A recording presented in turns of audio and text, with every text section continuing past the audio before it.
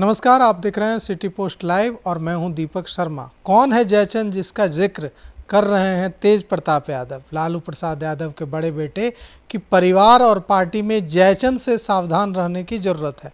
अब कुछ लोग कह रहे हैं कि यह जयचंद संजय यादव हैं, कुछ लोग किसी और का नाम ले रहे हैं, लेकिन जयचंद की चर्चा खूब हो रही है। तो हमने सोचा कि बिहार की राजनीति, लालू परिवार की राजनीति, राष्ट्रीय जनता दल की राजनीति को 3 दशकों से गहराई से समझने वाले वरिष्ठ पत्रकार श्रीकांत प्रत्युष से पूछते हैं कि जयचंद कौन है।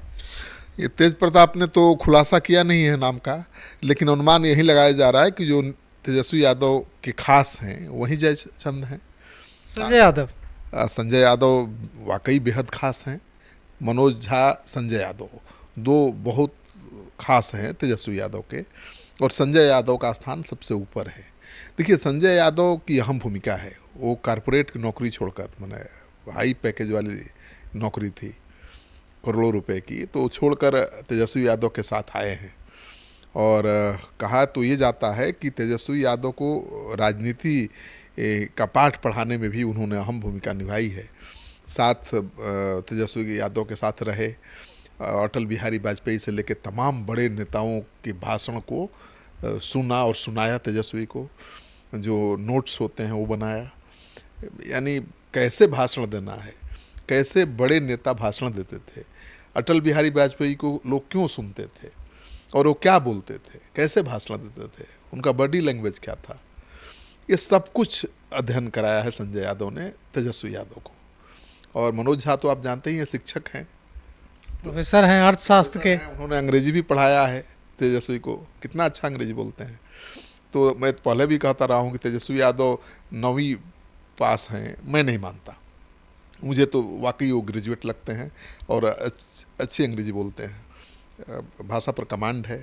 और विरोधी दल के नेता के तौर पर पहला जो भाषण उन्होंने दिया था वो बड़ा ही दमदार था। उसे सुनकर कोई पत्रकार ये तो नहीं कह सकता है कि 9वीं या 10वीं फेल बच्चे का भाषण है। तो तेजस्वी यादव की जो टीम है बहुत एग्रेसिव है, लालू यादव वाली टीम नहीं है। लालू जी तो क्षमा कर देते थे विरोधियों को भी लालू यादव जी विरोधियों को सामने ही बोल देते थे, गलिया भी देते थे, तुरंत मना भी लेते थे, पिघल भी जाते थे। तो लालू यादव ने अपने विरोधियों का भी कभी नुकसान नहीं किया है, मेरा जो अनुभव है देखा है। हाँ, आपने कुछ गलत किया, उनको अच्छा नहीं लगा तो आपको अपमानित कर देंगे, वहीं पर डांट देंगे, फटकार देंगे। लेकिन जैसे ही आपने मुंह सर झुकाया जैसे ही आपने अपना गलती मान ली तो मना भी लेते हैं और दुलारते पुचकारते भी हैं। तो तेजस्वी यादव ये नहीं करने वाले हैं, स्वभाव में अंतर है। संजय यादव ये नहीं करने वाले हैं, मनोज झा भी ये नहीं करने वाले हैं। ये 3 लोगों की जो टीम है बहुत एग्रेसिव टीम है और उसने दिखाया है एग्रेशन अपना पिछले चुनाव। ये दोनों जयचंद हैं कि दोनों में से कोई एक जयचंद है? मनोज झा और संजय यादव दोनों नहीं, जयचंद तो संजय यादव ही हैं, क्योंकि संजय यादव जो कहते हैं वही तेजस्वी यादव करते हैं। और तेजस्वी यादव संजय यादव को आप 2 मत समझिए, बहुत बेहद करीब हैं। अब क्या कारण है मुझे नहीं पता है। संजय यादव तो हरियाणा का रहने वाले हैं, तेजस्वी यादव का उनका कब कैसे संपर्क हुआ मुझे नहीं पता, लेकिन तेजस्वी यादव कितनी अहमियत देते हैं तो आपने देख ही लिया।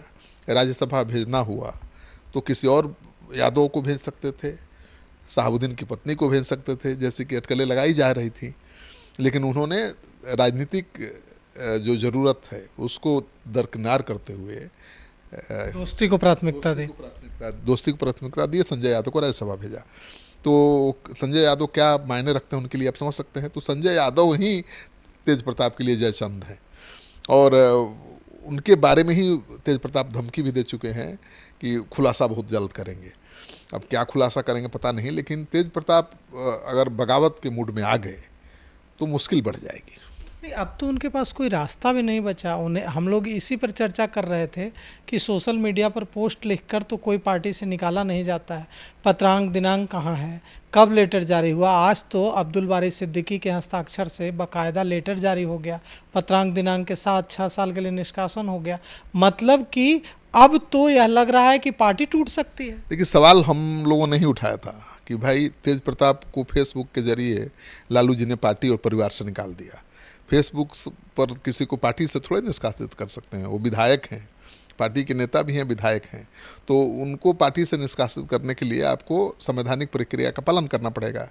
विधानसभा अध्यक्ष को लेकर लिख कर देना पड़ेगा कि अभी आरजेडी के विधायक नहीं रहे, या फिर ज़्यादा अड़ गए तो उनकी विधायकी खत्म करने की अपील भी कर सकते हैं आरजेडी के नेता।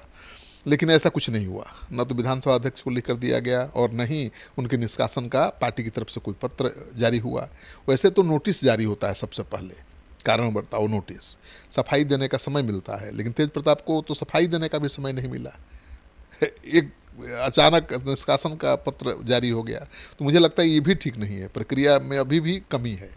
और तेज प्रताप यादव इतना आसानी से चुप्पी नहीं साधेंगे। तेज प्रताप अपना बगावती तेवर पहले भी दिखाते रहे हैं और उनको पार्टी बनाने का, चुनाव लड़ने का अनुभव है।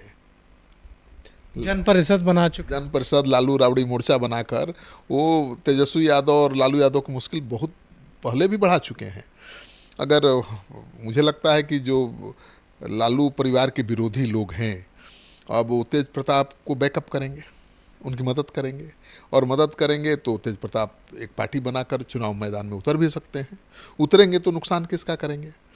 और तेज प्रताप को भले लोग कहते हैं लंपट, अनपढ़, उदंड, लेकिन मैं मानता हूँ कि तेज प्रताप यादव के असली नेता हो सकते हैं। लालू यादव की हर खूबी उनमें, लालू यादव का आश्क उन्हीं में दिखता है। लालू यादव का आश्क दिखता है, लालू यादव का बड़ी लैंग्वेज है, लालू यादव की भाषा है, लालू यादव का ही स्वभाव है। वो भी तुरंत लड़ जाएंगे, भिड़ जाएंगे और तुरंत माफ़ भी कर देंगे। तो लालू यादव की जगह तो तेज प्रताप को ही लेना चाहिए था, लेकिन उन्होंने गंभीरता नहीं दिखाई राजनीति में और इसलिए शायद पिछड़ गए, या उनके परिवार ने ही उनको बहुत काबिल नहीं समझा। क्योंकि तेज प्रताप बहुत दुलारे थे राबड़ी देवी के और उनको कभी डांटा फटकारा नहीं गया, वो जो मन आता रहा वो करते रहे। तो थोड़ा मनबढ़ू कहते हैं अपनी भाषा में हम लोग, तो मनबढ़ू हो गए।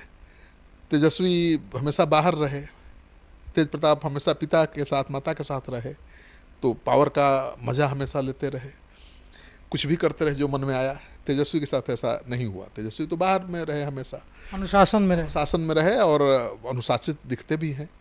और उन्होंने अपने को एक नेता के रूप में स्थापित कर लिया आरजेडी में। अब लालू यादव की जगह ले चुके हैं, वो यादव उनको अपने नेता मान चुके हैं। ये चुनौती है तेज प्रताप के लिए, लेकिन तेज प्रताप जब खड़ा होंगे पार्टी बनाकर तो नुकसान तो आरजेडी का ही करेंगे।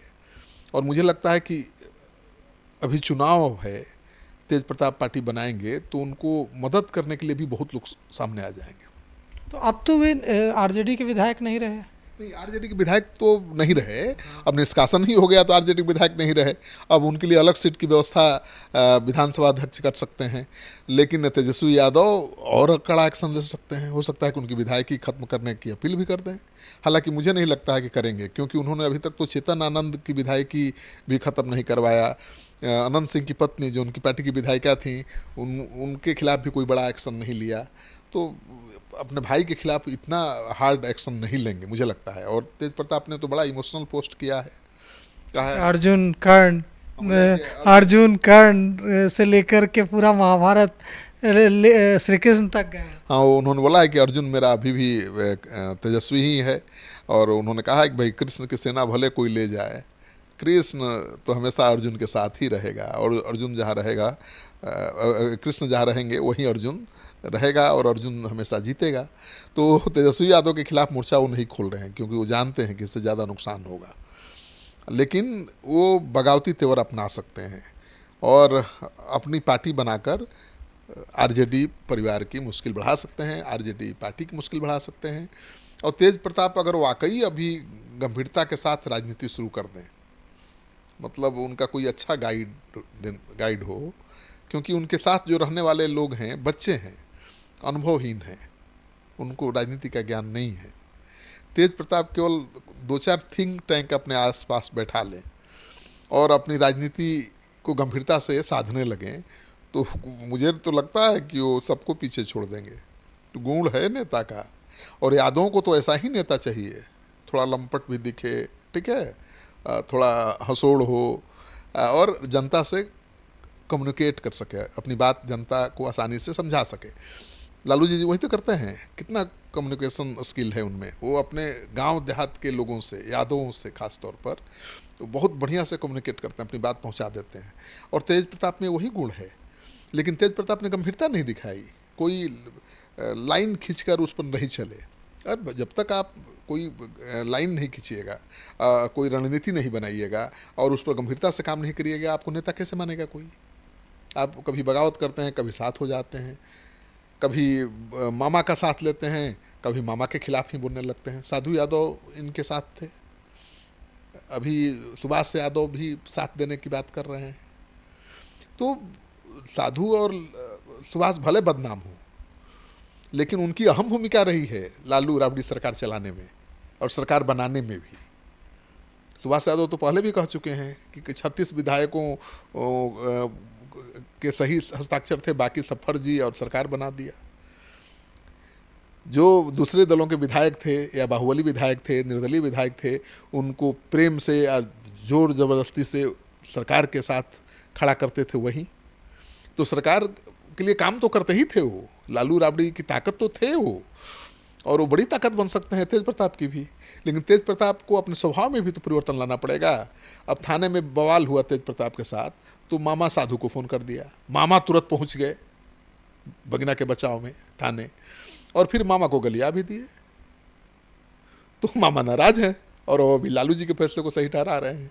तो तेज प्रताप को थोड़ा सोच समझ कर बोलना पड़ेगा। उनके खिलाफ कोई बोल दे तो बगावत कर देते हैं, नहीं, कोई उनके खिलाफ बोलता है, उनकी कमी गिनाता है, तो उनको ध्यान से सोचना पड़ेगा, उस पर मंथन करना पड़ेगा, उस कमी को दूर करना पड़ेगा। कौन कहता है कि तेज प्रताप नेता नहीं बन सकते हैं? क्यों नहीं बन सकते हैं?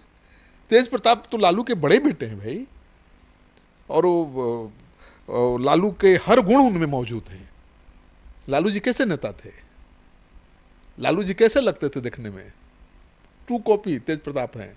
लालू जी को मैंने आज से थोड़े देख रहा हूँ, लालू जी का हर स्टाइल, हर तरीका, अंदाज वो तेज प्रताप में है, स्वाभाविक रूप से है, क्योंकि वो हमेशा लालू जी के साथ ही रहे हैं।